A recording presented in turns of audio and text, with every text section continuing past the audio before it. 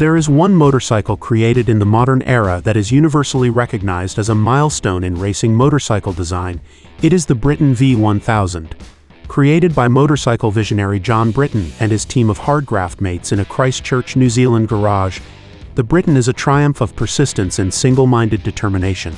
The Britten story has been well documented in the past 22 years since John's untimely death at the age of 45, the result of skin cancer that claimed his life so quickly.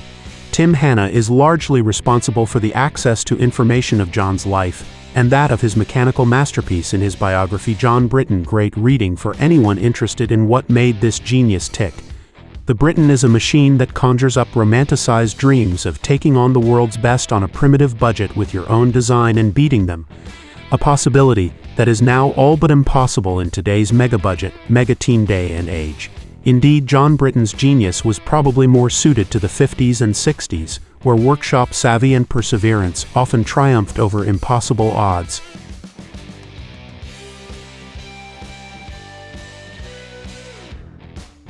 The Britten V1000 machine you see before you is number 003 in a subject line of 10 created before and after his death. 7 were completed prior to his demise in 1995, 3 completed posthumously, with the final unit rolling out of the Britten factory in February 1999. This is not the machine that sticks out in everyone's mind, the Daytona 1100cc special that so nearly completed a fairy tale return to the famed American circuit in 1992 with Andrew Stroud after the team finished a close second in 1991 with Aussie Paul Lewis, but a 1994 build 1000cc machine that has competed all over the world and is probably the most raced of the 10 ever created.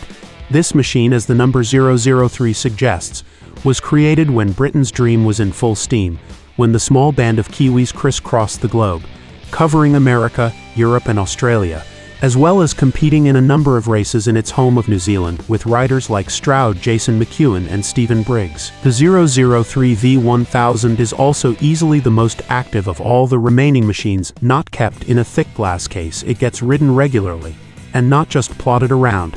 It gets ridden the way John intended, hard, like a real race bike should, and regularly by the man who created the Britten racing legend, Andrew Stroud.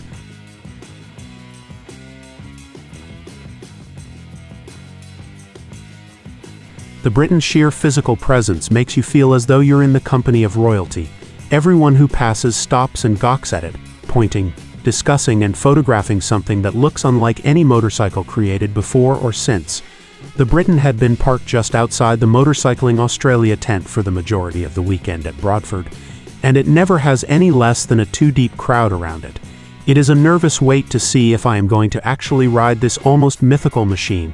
4-time World Grand Prix champion Hugh Anderson is one of the star attractions of the meeting and the only person scheduled to ride the Britten at Bradford. It takes a bit of to and fro, but finally owner Kevin Grant allows me the majority of one session to get a feel for the machine, cut a few fast laps, and return it as I found it. That final point cannot be stressed highly enough. I am told prior to my laps that this machine is worth conservatively north of $500,000. And if I were to damage it, I will be working for free, forever.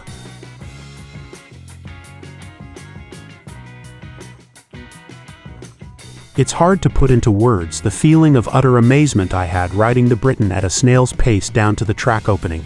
The people crammed into the pits make something of a human corridor, as I roll through frantically trying to keep the Britten revving at a point where it won't stall. The engine revs with a faster ferocity than a Grand Prix 250cc two-stroke, and no sooner do I compete one blip that I need to do another, because the revs go from 2,500 revolutions per minute to 8,000 revolutions per minute, back to 2,500 revolutions per minute quicker than any 4-stroke I've ever ridden. Coupled with the ultra-fast revving engine as an exhaust note that is totally unique, the Britten sounds similar to a Honda VTR 1000 SP1 with Akrapovic pipes mixed with a Yamaha TRX 850. A completely different note to anything I've ever ridden before, although not as loud as I anticipated. Leaving the pits, my first thought is to keep the Britten revving and upright, because the entry to Bradford Straight is an extremely tight left-hand hairpin, and with the very limited steering lock on the Britten, it makes for an interesting circuit entry. Once on track, upright and still revving, I give the Britten gradual throttle that has the revs climbing quickly to 7,000 revolutions per minute in second gear, before it is time to think about the entry to the uphill 180-degree first turn right-hander that leads onto the back straight.